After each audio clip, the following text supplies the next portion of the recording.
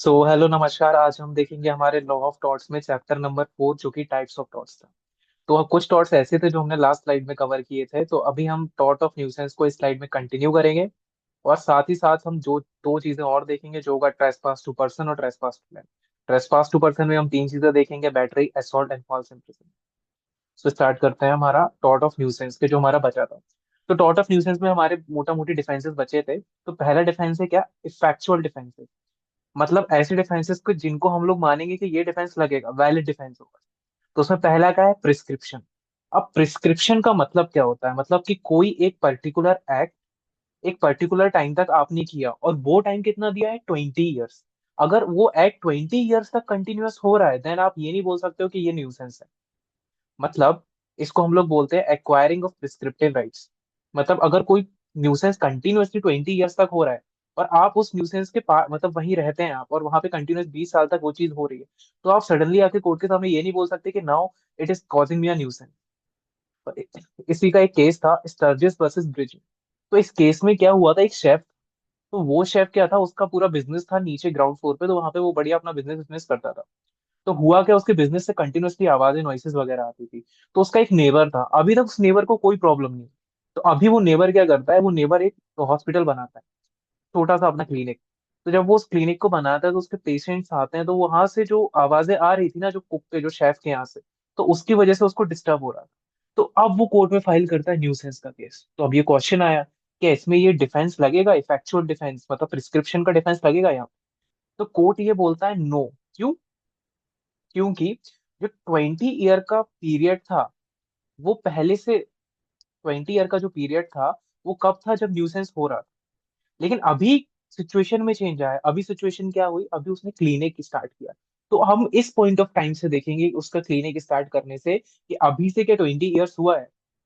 मतलब उसके क्लिनिक का फर्स्ट मशीनरी जो भी उसने इंस्टॉल की थी, उस मशीनरी जो उसकी क्लिनिक का फर्स्ट टाइम यूज होने से पहले न्यूसेंस था। बट इस पॉइंट ऑफ टाइम से क्या न्यूसेंस है, इधर से हम 20 ईयर्स को काउंट करेंगे, तो यस, इसीलिए यहाँ पे हमारा ये डिफेंस नहीं लगेगा, डॉक्ट्रिन ऑफ प्रिस्क्रिप्टिव राइट्स था।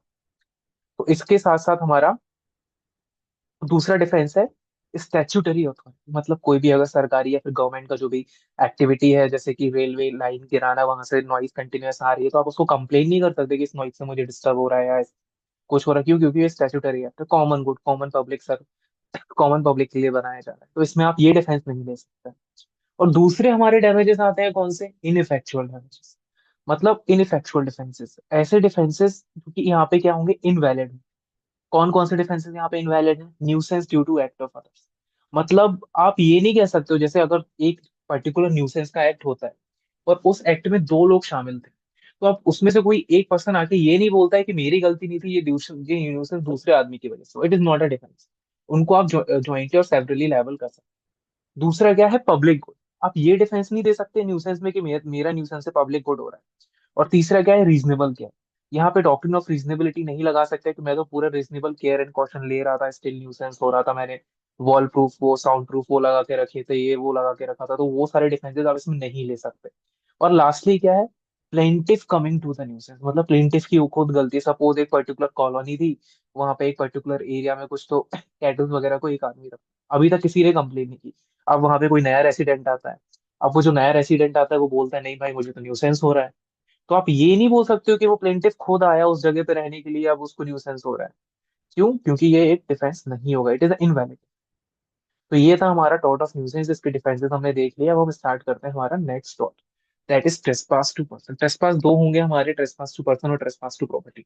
तो सबसे पहले हम देखते हैं trespass to person. Trespass to person हम तीन चीजें देखेंगे। तो पहला होगा बैटरी, दूसरा होगा असॉल्ट, तीसरा होगा फॉल्स इम्प्रिजनमेंट। तो सबसे पहले हम देखते हैं हमारा battery.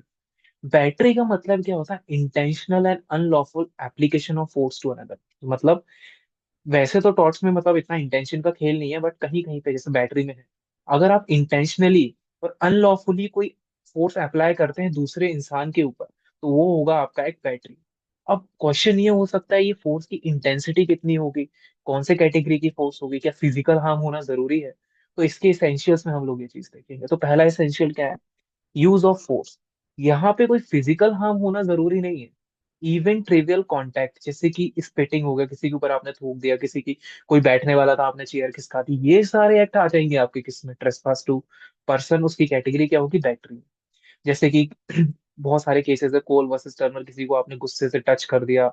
R versus Scottish war, spit कर दिया, किसी के ऊपर थूक दिया। ये सारी चीजें हमारी किसमें आएंगी, बैटरी में आएंगी। लेकिन इसी के साथ साथ पैसिव ऑब्स्ट्रक्शन, मतलब इस केस में हुआ क्या था, इंस वर्सेस वैली में, पैसिव ऑब्स्ट्रक्शन वाले में एक बंदा था जो क्लब में जाने वाला था। उसके सामने पुलिस ऑफिसर खड़ा हो जाता है, बोलता है भाई मैं तुम्हें नहीं जाने दूंगा क्लब के अंदर, और अपने ऐसे बिल्कुल वॉल की तरह खड़ा हो जाता है। अब जब वो वॉल की तरह खड़ा हो जाता है तो वो बोलता है no this is a battery, तो वो बोलता है no this is not a battery, this is an obstruction. जब तक फिजिकली टच नहीं होगा, जब तक फिजिकली टच नहीं होगा, या फिर कोई भी ऐसा एक्ट नहीं हो सकता है जिसपे आपको फोर्स का थोड़ा सा भी आपको ऊपर फोर्स यूज नहीं, फोर्स क्या होता है, पुश पुल, ऐसे सारी चीजें, तो जब तक ये चीजें नहीं होती तब तक बैटरी नहीं। और इसी के साथ ये था हमारा पहला इंग्रेडिएंट। दूसरा क्या है इसका, विदाउट लॉफुल जस्टिफिकेशन। अब देखो चीज क्या है। अब भाई पुलिस वाला जैसे क्राउड हटा रहा है, पुलिस वाले ने किसी को धक्का दिया हटाने के लिए, तो क्या आप उसमें बोलोगे कि दिख नहीं नहीं मेरे ऊपर बैटरी हो गया, नहीं। क्यों, क्योंकि वो लॉफुल है। तो अगर कोई भी ऐसी चीज जो लॉफुल आती है तो उसमें आप बैटरी का डिफेंस क्लेम कर ही नहीं पाओगे। क्यों, क्योंकि इसका बेसिक इंग्रेडिएंट ही क्या है, फोर्स हो यूज होनी चाहिए विदाउट लॉफुल जस्टिफिकेशन। अब लॉफुल एक्ट्स क्या होंगे, वो तो डिपेंड करता है केस टू केस और स्टैट्यूटरी में क्या दिया है।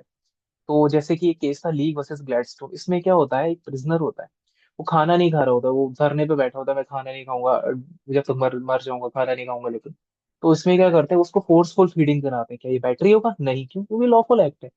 और दूसरा क्या है, अगर आप एक्सेसिव फोर्स यूज करते हैं, एक्सेसिव फोर्स यूज करते हैं तो आप जस्टिफाई नहीं कर सकते कि मेरा एक्ट लॉफुल था। फॉर एग्जाम्पल, आपके पास राइट है अपनी प्रॉपर्टी को बचाने, ठीक है, लेकिन आप क्या करते हैं, आप इलेक्ट्रिक वायरिंग लगा देते हैं जिसकी जरूरत ही नहीं थी, वहां पे आपने क्वेश्चन भी नहीं दिया कि इलेक्ट्रिक वायरिंग लगी। सेम केस था ये चेरूबिन क्रॉचरी वर्सेस बिहार का।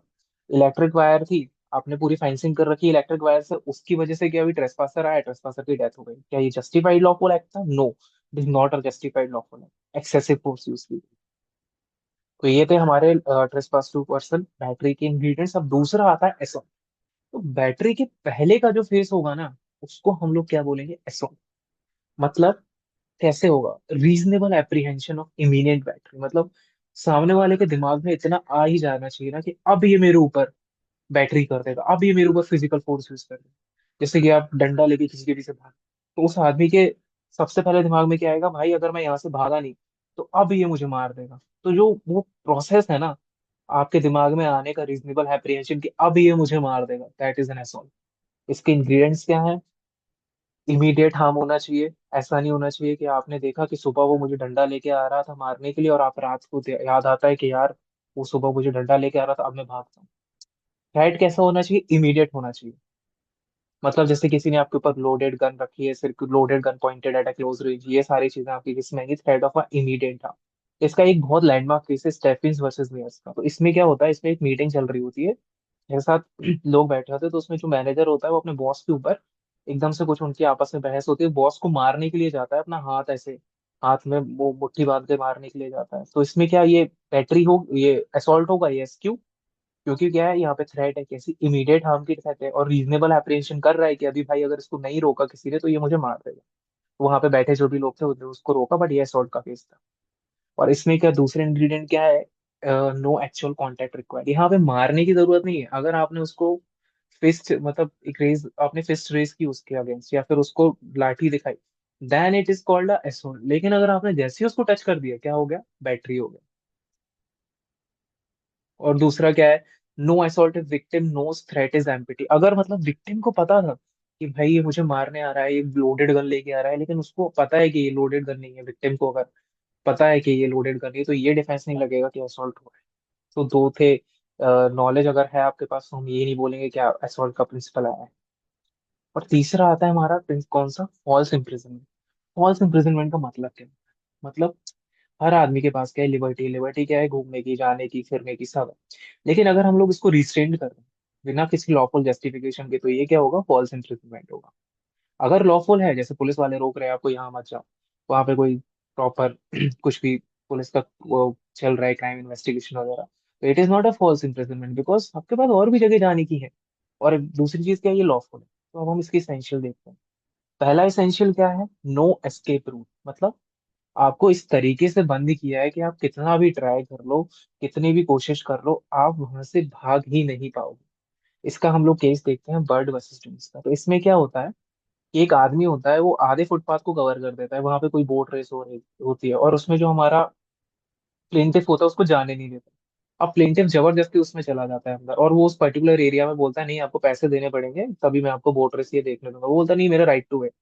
तो अब बाद में वो क्या करता है, प्लेंटिफ फॉल्स इम्प्रिजनमेंट के लिए डालता है। तो वो बोलता है no, it is not a false imprisonment. क्यों? क्योंकि आपके पास एस्केप रूट था, अब बाहर जा सकते थे। पार्शियल रिस्ट्रेंट था, it is not come under the false imprisonment. दूसरा क्या होना चाहिए, अनलॉफुल होना चाहिए। अगर लॉफुल हुआ then it is not false imprisonment. और अगर अनलॉफुल हुआ और कोई एस्केप रूट नहीं है, तो वो क्या होगा, हमारा फॉल्स इम्प्रिजनमेंट होगा। इसके हम लोग केस देखते हैं, Rudal Shah versus state of Bihar. मतलब उसका एक्विटल हो गया और उसको 14 साल जेल में रखा। It is a false imprisonment because it is unlawful. फिर उसको कुछ तो कॉम्पनसेशन वगैरह दिया था। सेम चीज थी भीम सिंह वर्सेस जम्मू एंड कश्मीर। उसमें क्या हुआ, पार्टी मेंबर को अरेस्ट कर लिया, उसको उस असेंबली में नहीं जाने दिया, उसकी वजह से उस असेंबली की प्रोसीडिंग्स अटेंड नहीं कर पाया। तो इसमें भी ये बोला दैट इज फॉल्स इम्प्रिजनमेंट, मतलब उसको मैलिशियसली अरेस्ट किया था ताकि वो असेंबली ना जा सके। तो ये था हमारा ट्रेसपास टू पर्सन का फॉल्स इम्प्रिजनमेंट। और इसमें एक कंसेप्ट है नॉलेज का। मतलब अगर एक एक्स था, उसको हम लोगों ने फॉल्स इम्प्रिजनमेंट में रखा, लेकिन उसको नहीं पता कि वो फॉल्स इम्प्रिजनमेंट पे है, तो क्या ये फॉल्स इम्प्रिजनमेंट होगा? नहीं। ये केस में आया था हमारे हेरिंग वर्सेस बॉल में। तो होता क्या है कि स्कूल का जो हेडमास्टर होता है ना, वो बच्चे को रोक के रखता है कि जब तक तुम्हारी फीस नहीं आएगी तब तक तुम्हें नहीं जाने दूंगा मैं। उसको, बच्चे को नहीं बताई बात, उसके पेरेंट को बुलाया, उसको बताई कि जब तक इसकी फीस नहीं दोगे तब तक इसको नहीं जाने दूंगा। तो क्या इस केस पे फॉल्स इम्प्रिजनमेंट हुआ? नहीं, क्योंकि बच्चे तक वो चीज कम्युनिकेट नहीं की, जब तक वो फीस नहीं भरेगा वो नहीं जाता। तो that it is not a false imprisonment. अब हम लोग दूसरे टाइप के ट्रेसपास में आते हैं, वो है हमारा ट्रेसपास टू लैंड। तो ट्रेसपास टू लैंड क्या होता है, मतलब डायरेक्ट टेंजिबल इंटरफेरेंस। यहाँ पे टेंजिबल आएगा, मतलब फिजिकल इंटरफेरेंस जो कि डायरेक्ट होगा। किससे? Another person possession of land. Possession का वर्ड यूज किया है। यहाँ पे वो नहीं है, ओनरशिप नहीं है, possession of land without lawful justification. अगर आप किसी की पोजेशन को हिंडर करते हैं विदाउट एनी लॉफुल जस्टिफिकेशन, तो वो हम मान लीजिए ट्रेसपास टू लेफ्ट। हिंडर कैसे करेंगे? डायरेक्ट और टेंजिबल इंटरफेरेंस के साथ। जैसे कि पत्थर फेंक दिए किसी की प्रॉपर्टी पे, कोई ट्री उगा दिया, अपने कैटल्स को छोड़ के आ गए, वहां पे गाँव वगैरह में बहुत होता है, तो ये सारा होगा हमारा ट्रेसपास टू लैंड। अब ट्रेसपास टू लैंड और न्यूसेंस में डिफरेंस है।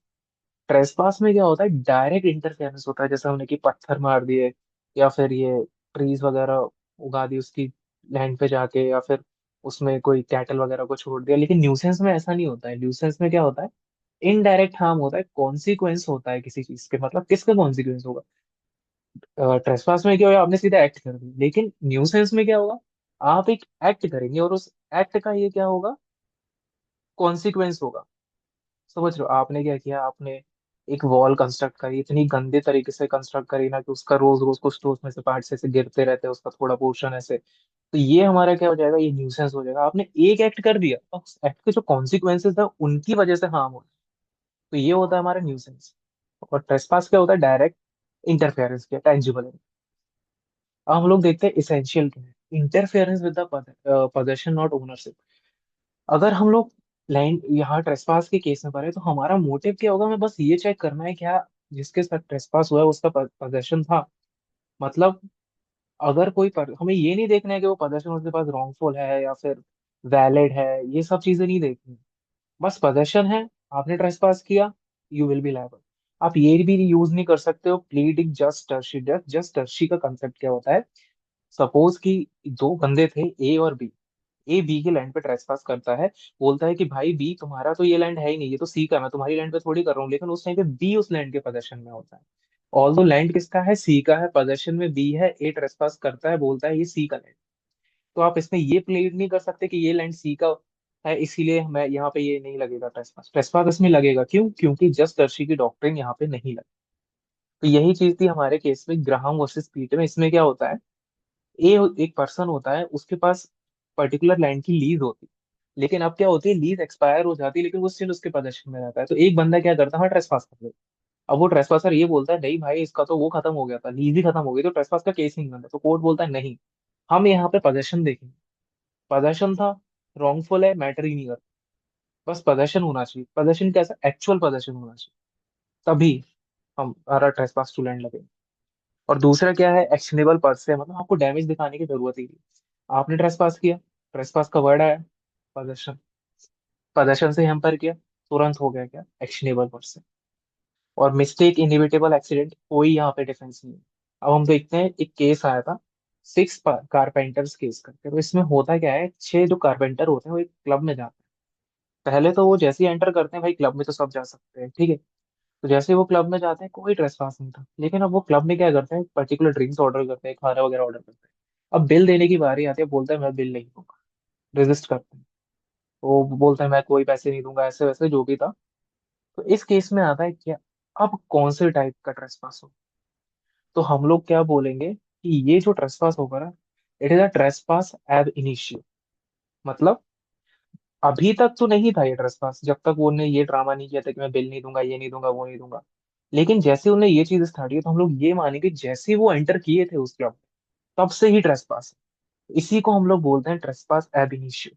और सिक्स कारपेंटर केस ने यही चीज स्टैब्लिश की थी कि नॉन पेमेंट था, आपने मिसफिशंस किया, मतलब आपने पेमेंट नहीं दिया, नो ट्रेसपास एब इनिशियो।